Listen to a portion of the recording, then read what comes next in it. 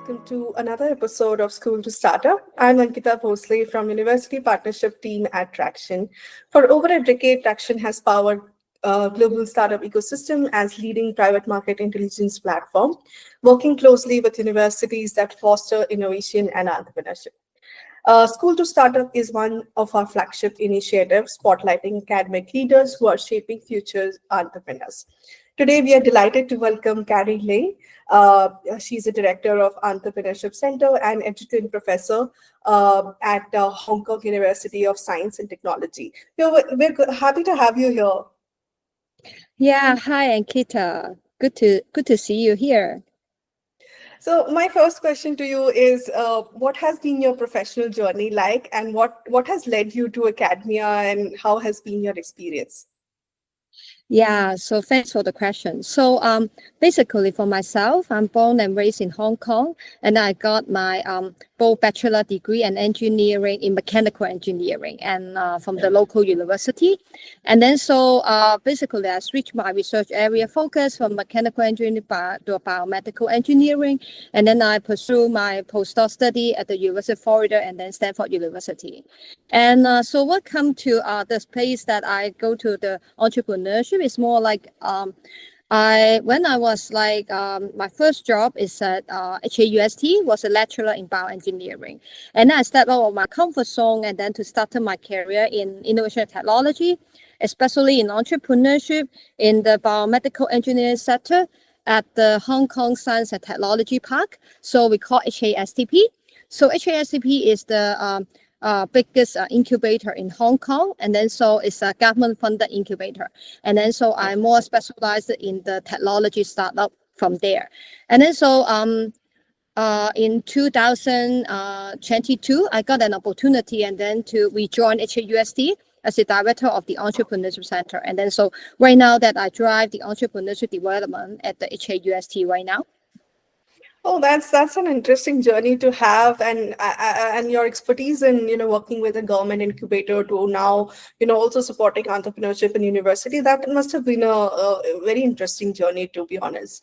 What are the kind of exciting projects and research initiatives you're currently working on, and what is the kind of impact do you hope to bring with these initiatives?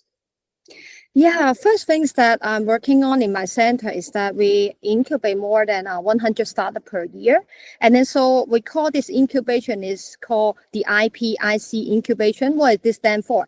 It's the ideation, prototype, implementation, and commercialization incubation. So we got the funding from our own university and also from the government and also from our donor as well. So basically, we support the whole journey for the student that they have the idea. And then so how could they just start it? And then so we just have some seed funding and then to encourage them and then to turn their idea to a prototype and then conduct some market research and then bring it to the market like that. And then we also partner with the external incubator like the HKSTP one, and Hong Kong we have another big incubator called Cyberport, and then so to bridge the gap and then from university to Hong Kong incubator in this way. So I'm so proud that so we incubate more than 100 startups per year, and then so those are the student-led startup, and also that through this entrepreneurship journey of HKUST, actually we have a group of founder, they are the faculty members, they are the alumni, and also the student as well. And then so we initiate a Founders Cup, so HKUST Founder Cup, that we want to engage all these founders that together. And then so right now that we have more than 220 members and fellow in the cup. And then so we want to create our own HKUST ecosystem that so the startup support startup in this way. And then so the student entrepreneur can learn from their alumni, their professor, and then how they start the company in this way. We have a more closed ecosystem. And also in global, we also run a week-long entrepreneurship bootcamp, which is focused more on the design thinking. And then so basically that we have a group of 80 students. They're from different kind of the University Alliance across the world. And we have Asia University Alliance, we have Aspire group, and also the YIWU as well. And then so we have more than 80 students. They are come to Hong Kong in the summer, this summer for a week. And then so we just train them with a design thinking mindset, and also some of the basic skill in entrepreneurship. And then they don't know each other at the beginning. Eventually they form a team, and then they make a really nice business case pitch, and then based on the user need. And also that another signature platform that we have in our university is called $1 million entrepreneurship competition. And then so 2 years ago, we initiate that we have a new international track. We are just, we have more than 80 applications this year. And then so we will have our competition on the end of September this year. And so basically for this signature competition, we have been working on it for 15 years already. And 2 years ago, we started to engage more global team, university team, and then to come to Hong Kong, and then to to exchange with our local students. That's a lot of interesting initiatives, starting from building an alumni network for your current student batch and trying to build on that, whether it's respect to seeking guidance from their alumni network or whether it's raising funding. So that becomes like an ecosystem in itself, and that's an interesting initiative. Other than that, a lot of competitions and a lot of student exchange programs that are there. It's a lot of addition to the current batch of students for sure. My next question is, since you've been closely working with startup ecosystem, what are the kind of trends that you've seen here, and what are the trends that students should be paying attention to? And how is academia adapting to nurture an entrepreneurial mindset? Yeah, that's a good question. I think like right now that AI is really a hot topic. And then so I think that we have to keep eyes on that how the AI evolving over the time, right? So I think this is the global trend. And also at the same time that we could like innovate things or build things faster because of AI. So we should like how to innovate that by defining that the real need, that the pain point in the market, that using a very fast-paced, ever-changing environment with AI. I think that's the key. And also that with this, so we would like to make the entrepreneur has to make more adaptability and also be more resilience, and then so resilience, and then essential for their success.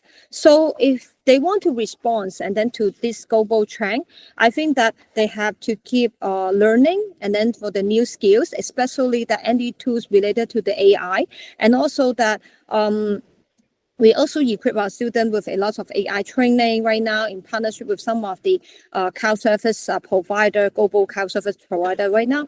I think that how we make use of AI and then to increase our productivity and effectiveness definitely is the trend that we have to watch out. And also that how we build things on top of what AI do, right? So because like you can get the basic information right now from AI, but eventually that how we are not manipulated by AI. Instead of this, we have to build on top of AI. I think this is the trend. That's an interesting answer, and a lot of challenges currently companies are facing is probably working alongside AI. And I think your perspective on this was very interesting, that we need to build upon AI rather than otherwise. So this is a really interesting perspective for sure. And any sort of success stories that you have seen amongst your students, and how do you think that academia is working towards getting these success stories out? Yeah, so we have a lot of student successful story, actually, student-led startup. And so I remember one of the startup called SoSafe. And then so basically that they are like observing the need of our university, that so the student always line up in the minibus station in Hong Kong, our university.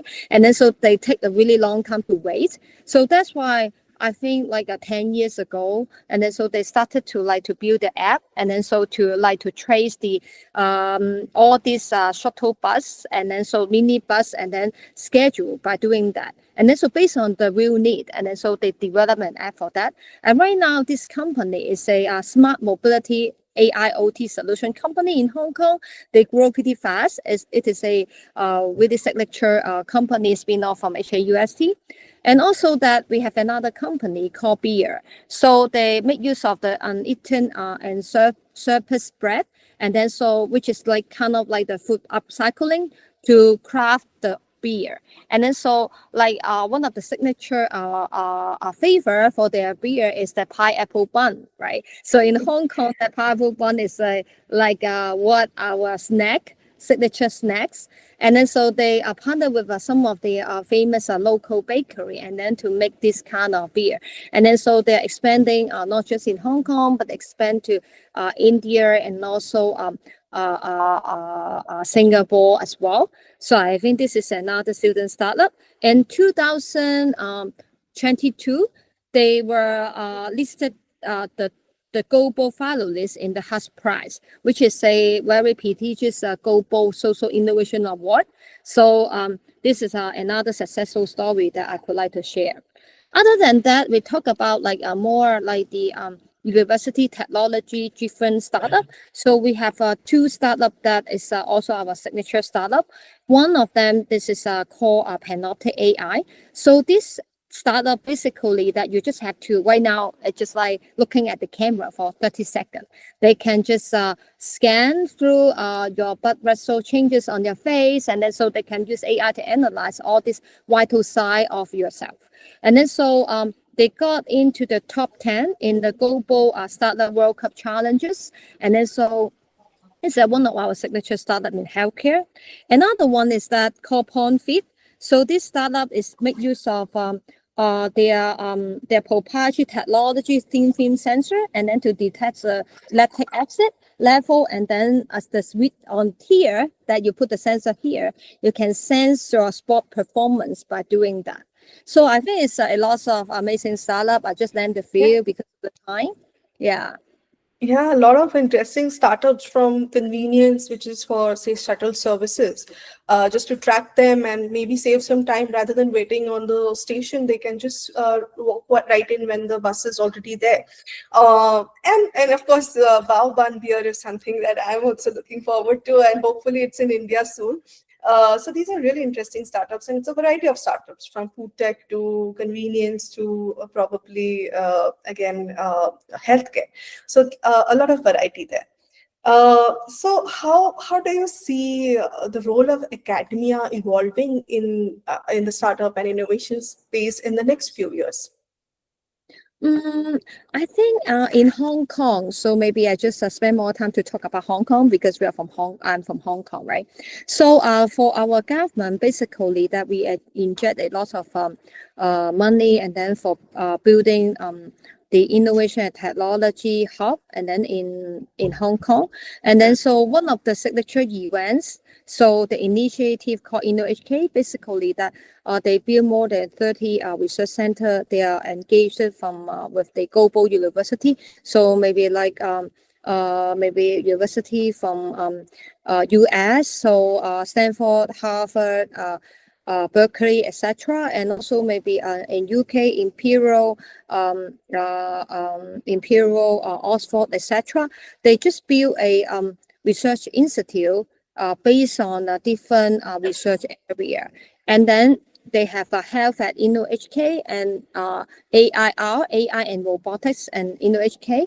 So the government inject more than Hong Kong dollar 10 billion for building this, meaning there's around 1.2 billion USD, and then to support all this research cluster.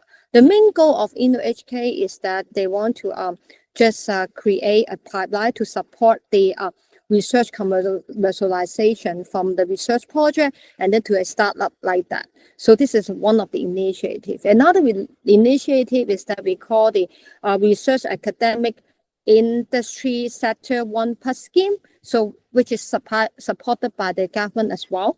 And then so basically that each project that they can get more than one maybe maybe 100 million Hong Kong dollar to support our the project that for the from the research and then for commercialization. I think the goal is that we hope that all these projects it could help to bring the unicorn, to build the unicorn started from the university research. And then so all this scheme is that so Hong Kong is crafting itself to be the international innovation and entrepreneurship hub. And then so we hope that we could like to bring the talent over the world to come to Hong Kong. We innovate together. So I think the role of academia is getting just more important than before, because we find it out that so a lot of research disruption could be like later on that it could be commercialized to be the disruptive technology in the market. So how we just transfer all this process actually is pretty challenging. I think that one of the things is that we have to have a better entrepreneurship education, started from maybe the undergraduate level and then turn to the postgraduate level, that the student have the mindset how they just going from the market pain point and then to make use of their research know-how and expertise and then to innovate from there. I think that's the mindset that we have to build in Hong Kong. Oh, so that's a very interesting thing that a university is joining hands with the government and also other universities to seek expert advice on the research projects that they're working on. So that should give students an extra edge of things, and they should be able to navigate through their startups very easily with these initiatives. What is the kind of advice would you offer to students or any budding entrepreneur who are just starting off? Yeah, so I think the first thing is about like the faculty members, right? So I think in Hong Kong that we encourage the professor to start their own company. I think that for the young junior faculty, I would feel like that they should be more open-minded and then to collaborate with the industry to work on their research at the beginning. So because they could like through this collaboration, they could understand more about the market pain point, and then later on it could be very helpful for them and then to just commercialize their technology on the market like that, and also start their own company. And then also that at the same time, if they have identified some of the good students to help them, and then or the business partner to help them, and then to start the company, basically that they have to encourage the student to do so, and then so more like that. They are the driving force. I mean, like the business partner and the student are the driving force, and then so.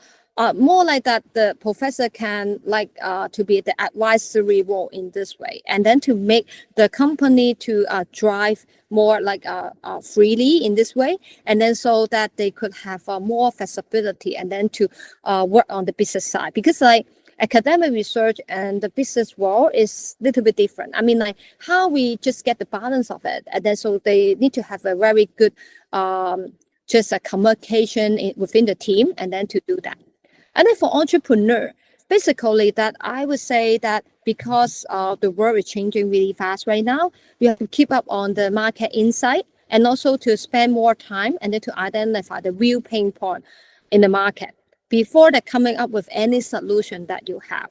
For example, like that, you can also gather a lot of different tools that right now that are empowered by AI, and then to think of that how could make use of these tools, and then to increase the efficiency to build your product and service. So there are a few great advices for anyone who's just starting off. So one last question I would like to ask you is, if our audience wants to learn more about your work and research or any upcoming projects, where can they read about it? Yeah, so I think that you can just visit our website of our entrepreneurship center. It's www.ec.ust.hk, and also that you can follow our LinkedIn, and also you're welcome and then to join our $1 million entrepreneurship competition international track, and also that welcome for any collaboration with the entrepreneurship bootcamp. Anything that you think that we can work together, feel free to find us. Thank you so much for your response, Carrie. That brings us to the end of this episode. And we sincerely thank you for sharing your time and wisdom with us. And we thank all our lovely viewers, and hope this episode has given them a new hope and inspiration on how to become a successful entrepreneur. Stay tuned for more such episodes.